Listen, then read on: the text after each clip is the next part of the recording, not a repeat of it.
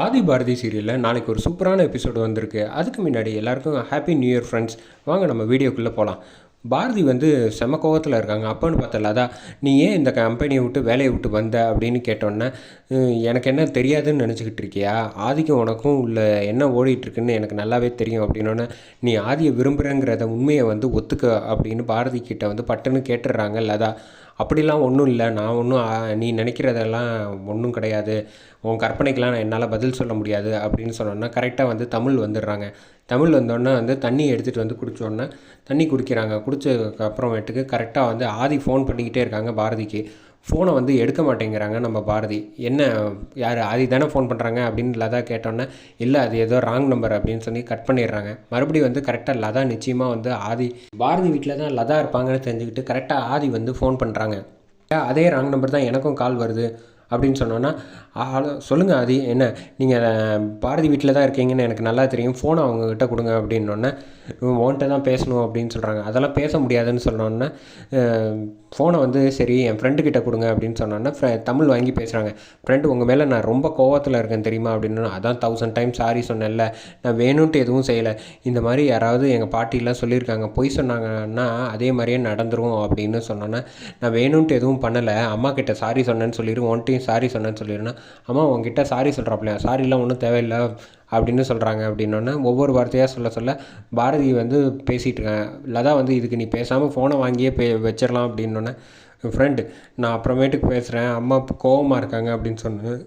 சரி பாய், 2 பேருக்கு பாய் சொன்னேன்னு சொல்லிட்டு வச்சிரு அப்படின்னோடனே ஃபோனை வச்சிடுறாங்க. அம்மா உங்கள் 2 பேருக்கு பாய் சொன்னாங்களே என் ஃப்ரெண்டு, சரி ரூமுக்கு நான் போகிறேன் அப்படின்னு சொல்லிட்டு போயிடுறாங்க. நீ வந்து உன்னோட வாழ்க்கையை மட்டுமே நீ நினைக்காத, தமிழுக்காகவும் வந்து நீ ஒரு நல்ல முடிவு எடுக்க வேண்டியது இருக்குது, அதனால் ஆதியை வந்து நீ கல்யாணம் பண்ணிக்கிறது தான் நல்லது, இதை பற்றி நீ ஒன்றும் பேச வேணாம், நீ இங்கேருந்து கிளம்பு அப்படின்னு சொன்னோன்னா சரின்ட்டு இல்லை தான் வந்து நான் கிளம்புறேன், நீ ஒரு நல்ல முடிவாக சொல்லு அப்படின்னு சொல்லிட்டு கிளம்பி போயிடுறாங்க. அதே சமயத்தில் அங்கே பவானி வந்து அங்கே ஐடி ஆஃபீஸர் எல்லாருக்கிட்டையும் பேசிகிட்டு இருக்காங்க. ரெடி பண்ணி ஆதியை வந்து மாட்டி விடுறதுக்காக ரெடி பண்ணுறாங்க. அதை ஏகாம்பரத்துக்கிட்ட வந்து கூட சொல்லாமல் வந்து உங்களுக்கு ஒரு சர்ப்ரைஸ் இருக்குது, சாரதா வந்து மயக்கம் போட்டு உள்ள போகிறா, ஒரு அதிரடியான ஒரு நடவடிக்கை எடுத்து வச்சுருக்கேன் அப்படின்னு சொல்கிறாங்க. அவர் வந்து கேட்குறாங்க பேமெண்ட் வேணுமே அப்படின்னோன்னா, நீங்கள் கேட்டதெல்லாம் கொடுத்தாச்சு, மற்றது எல்லாமே நல்லபடியாக நீங்கள் முடிச்சு கொடுங்க, மீதி பேலன்ஸாக கொடுத்துட்றேன் அப்படின்னோன்னா சரின்னு சொல்லிடுறாங்க. ஆதி வந்து ஆஃபீஸில் சந்தோஷமாக வந்துட்டுருக்காங்க. அங்கேன்னு பார்த்தா கரெக்டாக பாரதி டேபிளில் வந்து பாரதி உட்காந்து வேலை பார்த்துக்கிட்டு இருக்காங்க. அதை பார்த்தோன்னா குட் மார்னிங் பாரதி அப்படின்னு சொல்கிறாங்க. அப்போன்னு பார்த்தா தான் தெரியுது அது எல்லாமே ட்ரீமு. கேசவன் வந்து அழைச்சிட்டு வந்துடுறாங்க. என்னடா ஆளே இல்லாத இடத்துல குட் மார்னிங்லாம் சொல்லிகிட்டு இருக்கேன், எனக்கு என்னமோ பாரதி அங்கே உட்காந்துருந்த மாதிரியே ஃபீலாக இருந்துச்சு, அதனால தான் சொன்னேன் அப்படின்னோடனே, நீ பண்ணுறதெல்லாம் எதுவும் சரியில்லடா, நீ வந்து கொஞ்சம் முடிஞ்சளவு நார்மலாக இருக்க பாரு அப்படின்னு சொன்னோன்னே கரெக்டாக வந்து லதாக்கிட்ட வந்துடுறாங்க. நம்ம ஐடி ஆஃபீஸர்ஸ் எல்லோரும் நாங்கள் ஐடி டிபார்ட்மெண்ட் வந்திருக்கோம், அதனால் வந்து உங்கள் எம்டி எங்கே அப்படின்னா, நானே கேபினுக்கு அழைச்சிட்டு போகிறேன்றேன், அதெல்லாம் உங்கள் வேலை கிடையாது, உங்கள் எம்டியை வர சொல்லணுன்னே கேசவன் வந்து ஆதி யாரோ வந்திருக்காங்க அப்படின்னு சொல்லிட்டு வந்து பார்க்குறாங்க. நான் தான் சார் இந்த கம்பெனி எம்டி அப்படின்னு சொன்னோன்னே, சரி வாங்க உங்கள்கிட்ட தான் விசாரிக்கணும், எல்லார் ஃபோனையும் வாங்கி வைங்கன்ட்டு எல்லாரோட ஃபோனும் லதாலேருந்து எல்லாரோட ஃபோனும் வாங்கி வச்சுட்டு உள்ளே ஆதியை வந்து விசாரிக்கிறதுக்கு போயிடுறாங்க. பக்கத்தில் வந்து போலீஸ் நிற்க வச்சுருக்காங்க. நம்ம கேசவன் பக்கத்துலேயும் லதா பக்கத்துலேயும். அவர் வந்து உள்ளே கூப்பிட்டோன்னே போகிறாங்க. அந்த போகிற சமயத்தில் வந்து லதாவும் கேசவனும் டக்குன்னு அங்கேருந்து எஸ்கேப் ஆகி, பாரதிக்கு தான் எல்லா உண்மையும் தெரியும், அவளை கூட்டிகிட்டு வந்தால் தான் இந்த பிரச்சனையிலேருந்து நம்ம தப்பிக்க முடியும், அக்கௌண்ட்ஸ் வந்து அவங்க இன்றைக்கின்னு பார்த்து வரல அப்படின்ட்டு தவிச்சுக்கிட்டு இருக்காங்க. வேகமாக பாரதி வீட்டை நோக்கி போயிட்டுருக்காங்க அவங்க. இங்கே வந்து ஆந்தகண்ணன் வந்து மேனேஜர் வந்து ஃபோன் பண்ணி சொல்கிறாப்புல பவானிக்கு, மேடம் அவங்க என்ன பண்ணுறதுன்னே தெரியாமல் தவிச்சுக்கிட்டு இருக்காங்க, இன்றைக்கின்னு பார்த்தா அக்கௌண்டன்ட் கூட வரல, நமக்கு ஒரு சரியான நல்ல சந்தர்ப்பம், இந்த தடவை மிஸ் ஆகாது எதுவும் அப்படின்னு சொன்னோன்னே, சரி சரி நீ பேசாத ஃபோனை வை அப்படின்னு சொல்லிடுறாங்க.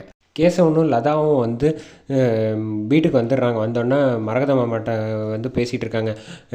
வேலைக்கு வந்தே ஆகணும், ஒரு முக்கியமான பெரிய பிரச்சனையில் மாட்டிக்கிட்டோம், கம்பெனியே வந்து திவால் ஆகிற மாதிரி சுச்சுவேஷன் ஆகிப்போச்சு, பாரதி தயவு செஞ்சு நீ வந்துரு அப்படின்னு சொன்னோன்னே, நான்லாம் அந்த கம்பெனிக்கும் எனக்கு ஆதிக்கும் சம்மந்தமே கிடையாது, அதனால் நான் வரவே மாட்டேன் அப்படின்னு சொன்னேன். இங்கே பாருங்கள், இதெல்லாம் வந்து ரொம்ப சரியில்லை பாரதி, விளையாட்டு போக்கில் எடுத்துக்காதீங்க, அங்கே ஐடி ஆஃபீஸர் வந்திருக்காங்க, அவங்க மொத்தமும் பதில் சொல்ல முடியாமல் ஆதி திணறிட்டு இருக்காப்புல, டாக்குமெண்ட் எல்லாம் உங்களுக்கு மட்டும்தான் தெரியும், நீங்கள் வரலன்னு வச்சுக்கோங்களேன், நிச்சயமாக வந்து இந்த கம்பெனியே வந்து திவால் ஆகிடும், ஆதியோட கேரியரும் போயிடும், பிஸ்னஸ் ரன் பண்ண முடியாமல் ஆகிடும், ஒரு தடவை பிளாக் மார்க் விழுந்துருச்சுன்னா அது மேற்கொண்டு வந்து நம்மளோட கஸ்டமர்ஸ் எல்லாரையும் வந்து கிளைண்ட் எல்லாரையும் சாட்டிஸ்ஃபை பண்ணுறது ரொம்ப கஷ்டமாகி போயிடும், அது வந்து சரியாக வராது, தயவு செஞ்சு வாங்க அப்படின்னு சொன்னோன்னே, என்ன யோசிச்சுக்கிட்டே இருக்க லதா வந்து சொல்கிறாங்க, நீ கிளம்பி வரையா இல்லையா அப்படின்னு சொன்னோன்னா முடியாதுன்னு.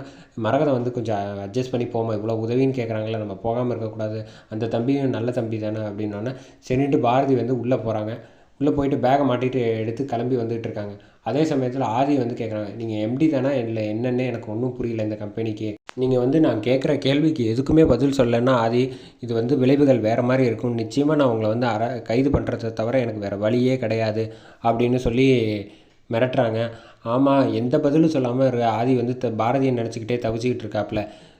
கரெக்டாக வந்து ஆதி வந்து அரெஸ்ட் பண்ணலான்ட்டு அழைச்சிட்டு வர பார்க்குறாங்க, கைது பண்ண பார்க்குறாங்க. அதே சமயத்தில் கரெக்டாக வந்து பாரதி வந்து செம்ம மாதம் என்ட்ரி ஆகுறாங்க. அதோட இந்த எபிசோடை சூப்பராக முடிச்சிட்டாங்கன்னே சொல்லலாம்.